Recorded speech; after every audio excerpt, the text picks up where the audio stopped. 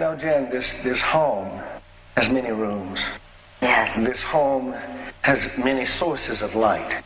But there's one that is a tremendous source of light and has been for a long time. Dr. Maya Angelou. Oh, yes.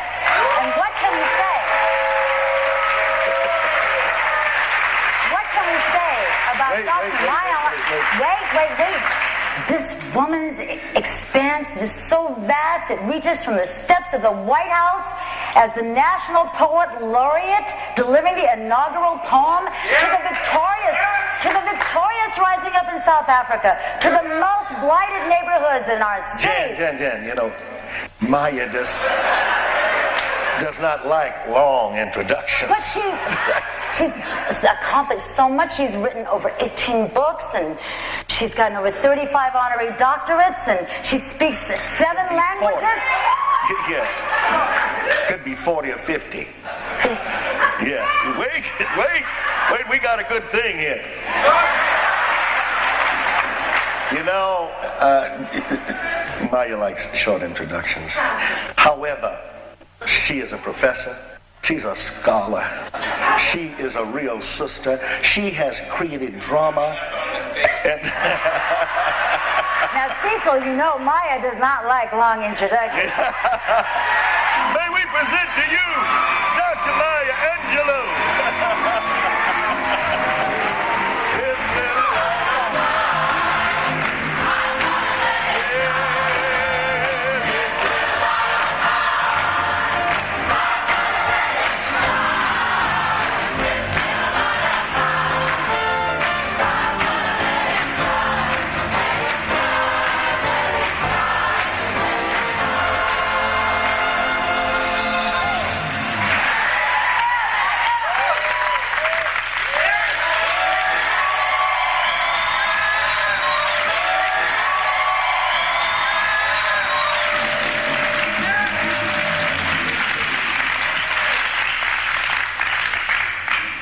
Everywhere I go, I'm gonna let it shine.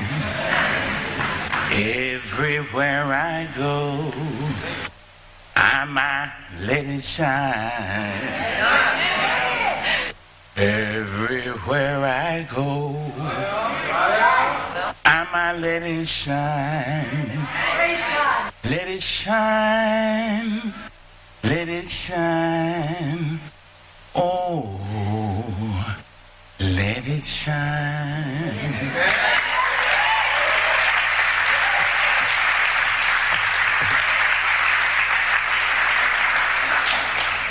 Runs, falls, rises, stumbles on from darkness into darkness, and the darkness thicketed with shapes of terror.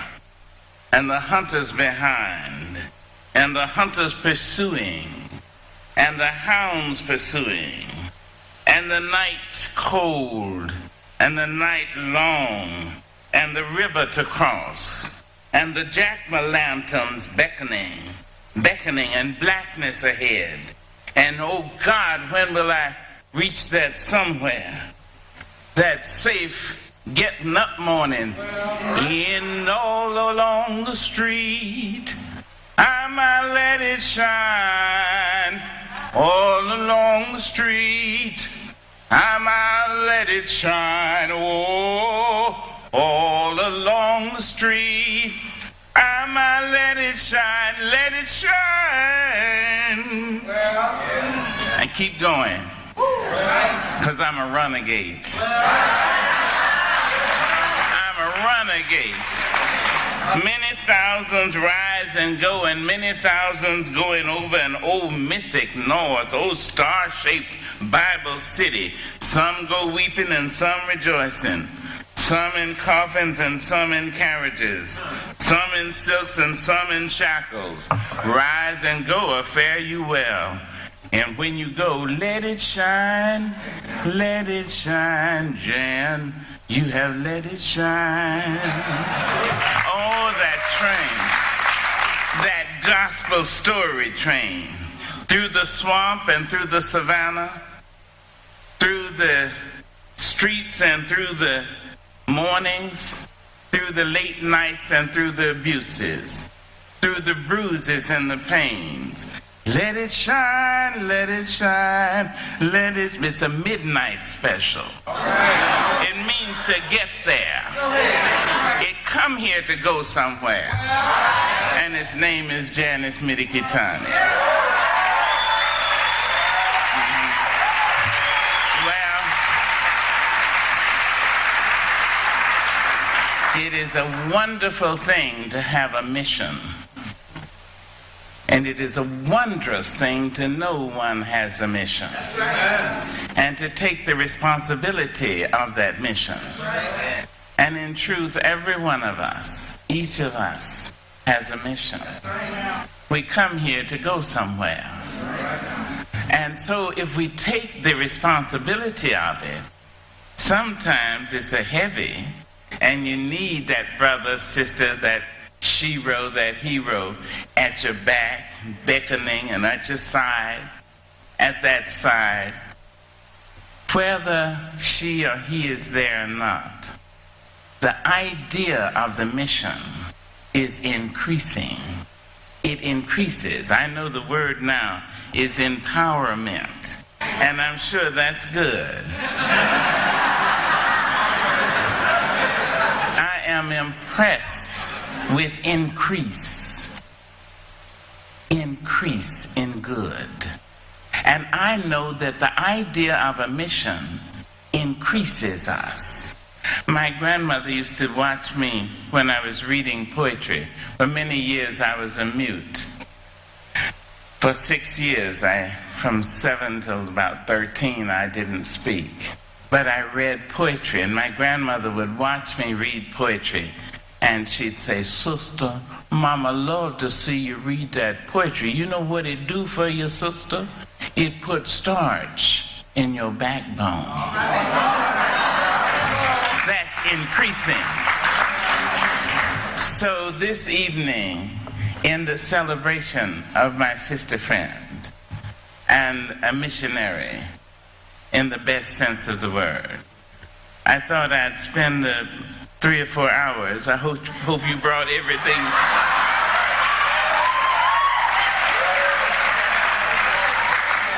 You know, the burden of my song is still romance. I can't get away from it. There is something wrong with us, with the people or person or family or neighborhood or race or city, when there is no romance. When there is no romance, our teenage boys and girls can walk up to each other at 12 or 13, 14, 15 and say, "Hey, my name is Joe. Your name Flo. You got 10 minutes?" There's no romance.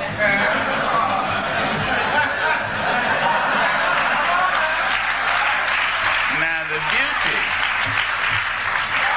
the beauty of poetry, and Janice Mirikitani's poetry in particular, in the main and in the general, is that Janice Mirikitani writes romance.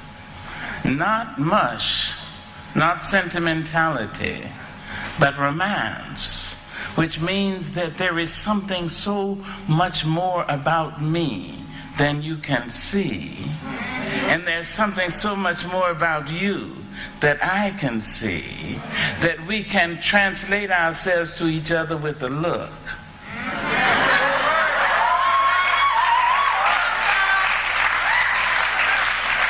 That now is romance.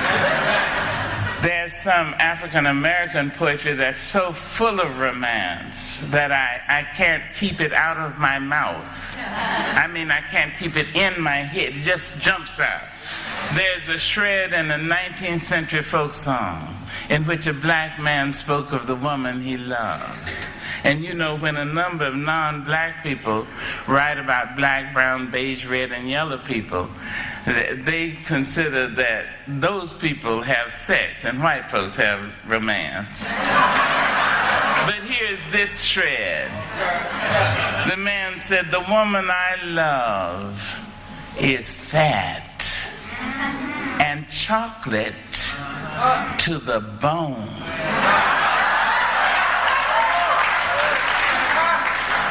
And every time she shakes, some skinny woman loses her home.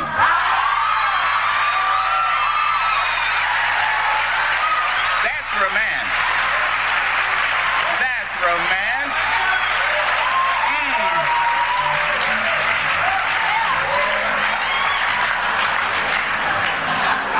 Romance, Janice. That's what you and Cecil just showed us up here. You said, and he said, that's romance. That's what I'm talking about. There's a shred in the 19th century folk song in which a black woman spoke of the man she loved. And this shred found its way into Mr. W.C. Handy's 20th Century Blues. The woman said, he's blacker than midnight, teeth like flags of truce. He's the finest thing in the whole St. Louis.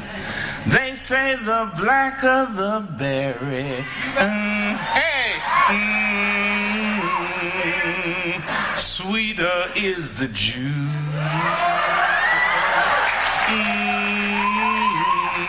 Now that's romance. That's what I mean. Yes.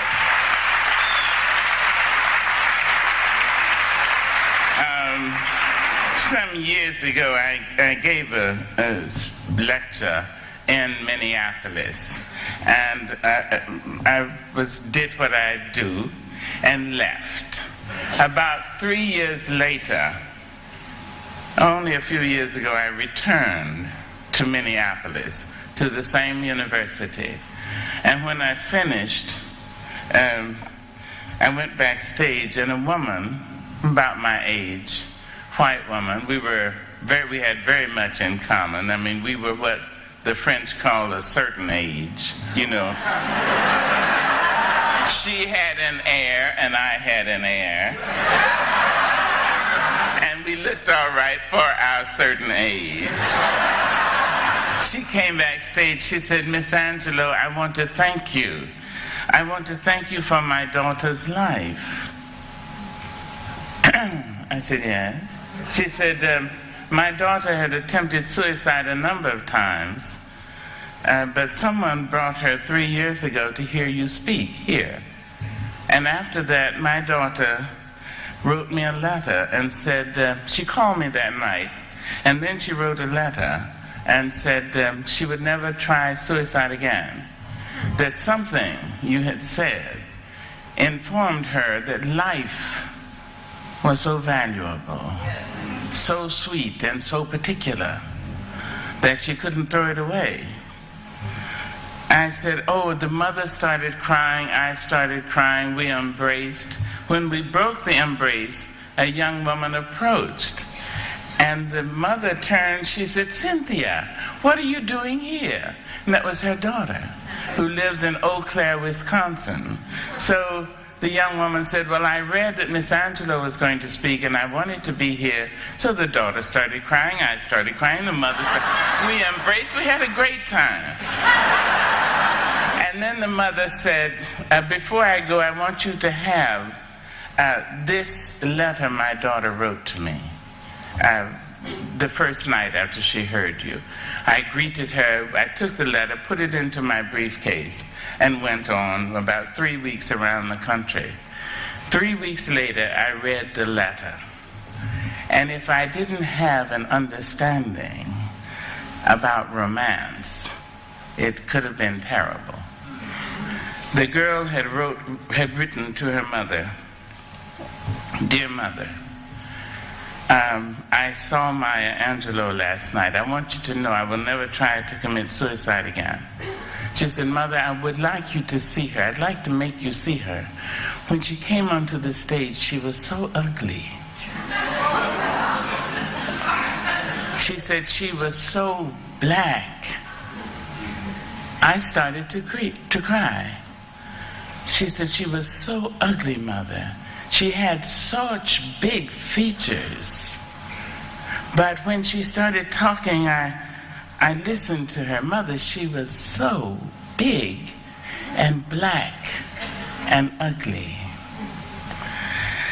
I started crying. I couldn't stop. I mean, well, I was crying for myself. I was crying for her. I was crying for the ignorance which permeates my country.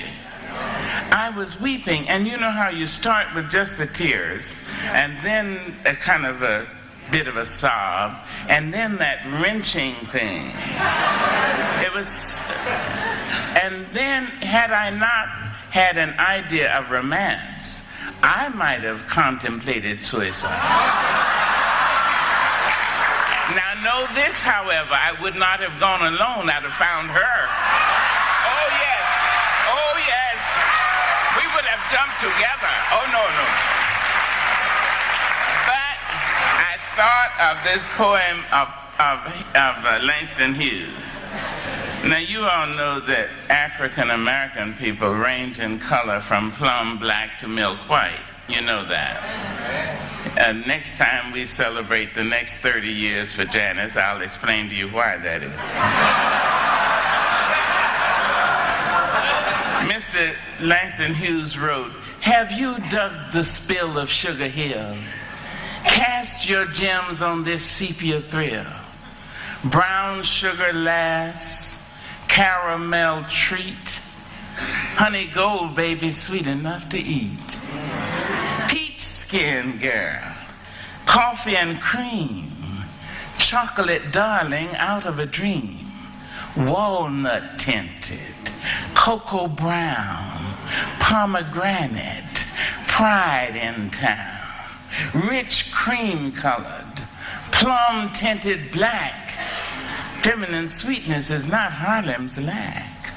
From the glow of the quince to the blush of the rose, persimmon, bronze, cinnamon toes, chocolate, cocoa, let me repeat, caramel, brown sugar, a chocolate treat, ginger, wine gold, persimmon, blackberry, licorice, clove, cinnamon. All through the spectrum Harlem folks vary. So if you want to know beauty's rainbow sweet thrill, stroll with me down luscious, delicious, fine, Sugar Hill. Hey! That's it. That's romance. Romance.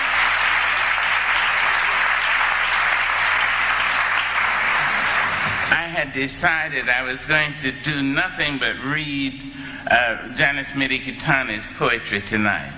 But the narrator, the actor, the spirit woman was so fantastic. My Lord.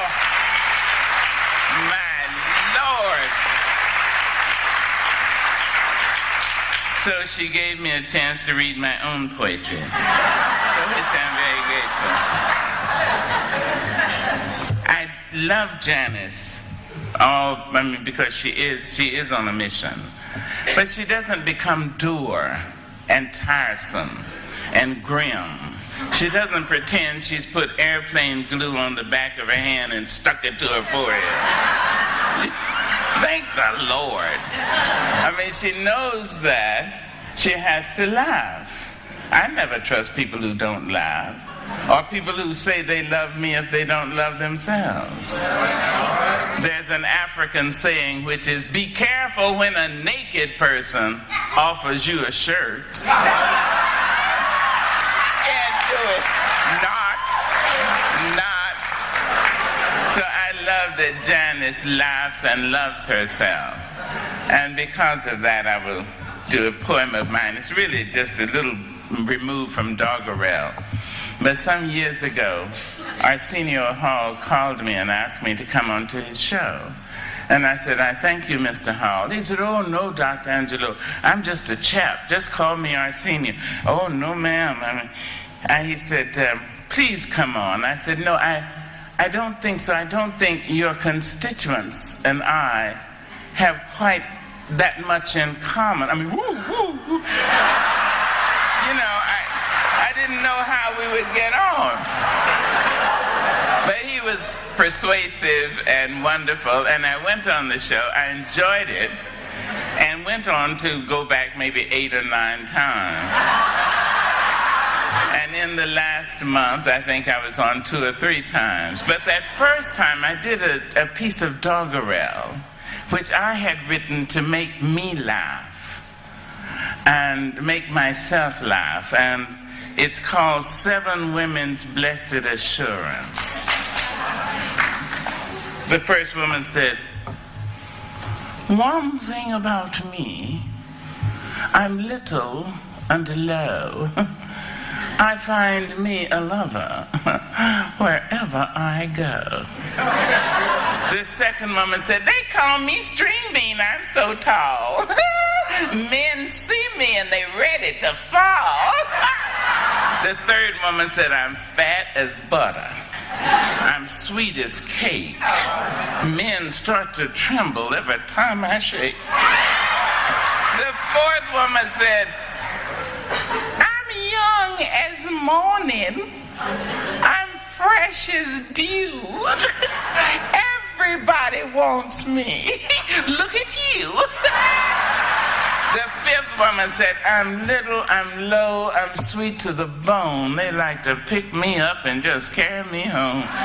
The sixth woman said, "When I passed 40, I dropped pretense because men like women who got some sense." But the seventh woman is my favorite for obvious reasons.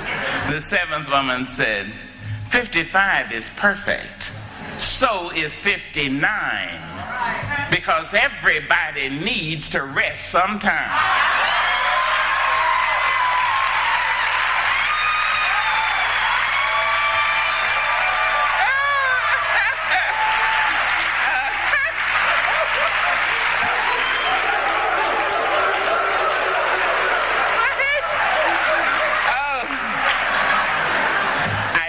That poem, and then I took a flight from Los Angeles to Geneva, and a train from Geneva, Switzerland to Brie, and a train up the side of the Alps to Zermatt at the foot of the Matterhorn.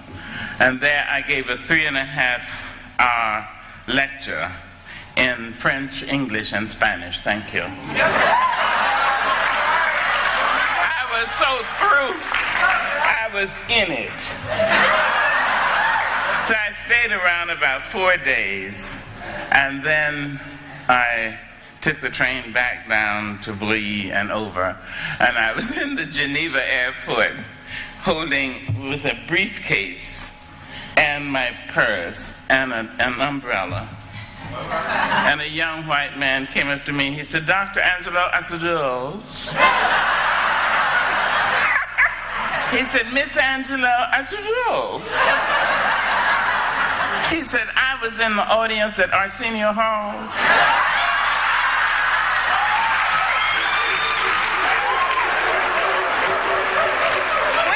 When he stopped, he did that, woo, and I started laughing. And when he stopped and I stood up, my umbrella was over there, my briefcase there, my purse back here, and the young man was gone. And all those Swiss people were looking at me like this. But if you don't laugh, I don't know how you get over. I really don't. So I commend Janice for laughing. I also commend her for being able to weep, because that is a part, and a wonderful part of life. This is a poem I don't think I've ever read in public, but I want to read it for Janice.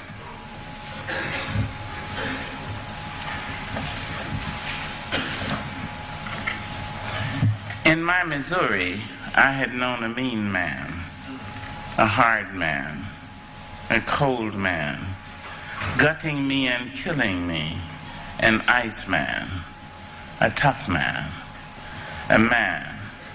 So I thought I'd never meet a sweet man, a kind man, a true man, one who in darkness you can feel secure man, a sure man, a man. But Jackson, Mississippi has some fine men, some strong men, some black men. Walking like an army were the sweet men, the brown men, the men. And Oberlin, Ohio, there were nice men, just men and fair men. Reaching out and healing were the warm men, good men, the men. And so now I know that there are good and bad men, some true men, some rough men. I ask that we keep on searching for our own men, the best men, the men.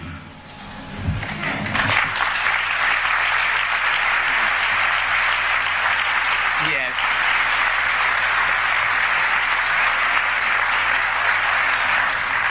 In the course of writing the poetry, I have talked about women quite a lot.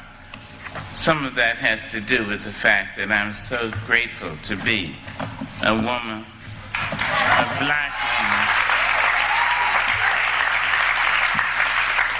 to be a black woman, a black American woman, a 6 foot tall, 66-year-old black woman.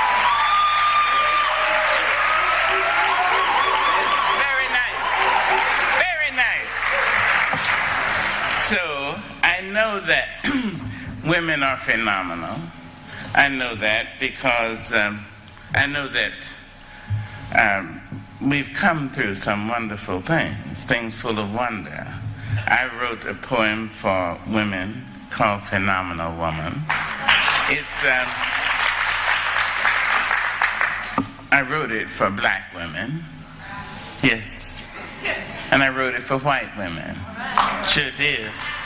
Wrote it for Asian women and Native American and Spanish-speaking and Aleut and lesbian women. I wrote it for all women. I wrote it for very, very fat women, those who don't like their sizes but will do little except call a friend, usually me, in the middle of the night and say, "Girl, there's a skinny woman still trying to get out." And then I wrote it.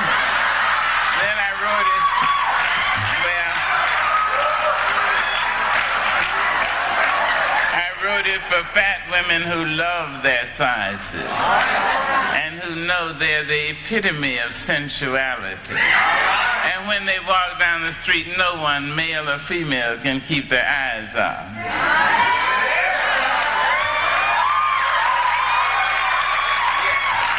I wrote it for skinny women, those who deserve all our sympathy. I wrote it for all women.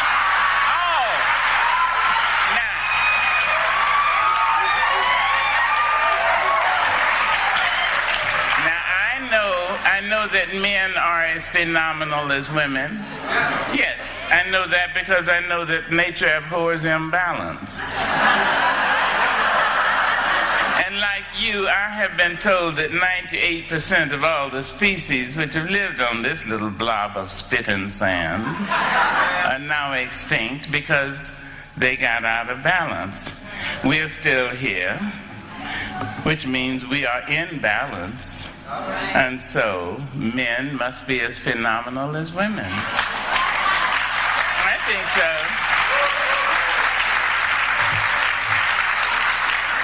I would just say this to the men in the hall. You'll have to write your own poem.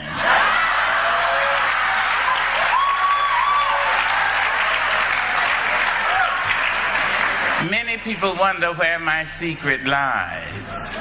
I'm not cute or built a suit of fashion model size. When I try to show them, they think I'm telling lies. I say it's in the reach of my arms, the span of my hips, the stride of my step, the curl of my lips. I'm a woman. Phenomenally I walk into a room just as cool as you please, and to a man the fellows stand or fall down on their knees. And then they swarm around me, a hive of honeybees. I say, oh, it's the flash of my teeth. It's the swing of my waist. It's the joy in my feet. Men themselves have wondered what they see in me. They try so much, but they can't touch my inner mystery. And when I try to show them, they say they still can't see. I say, oh, it's in the arch of my bag. Now, please understand just why my head's not bowed. I don't shout or jump about or have to talk too loud. When you see me walking, it ought to make you proud. I say it's in the click of my heels, the bend of my hair, the palms of my hands, the need for my care, because I'm a woman.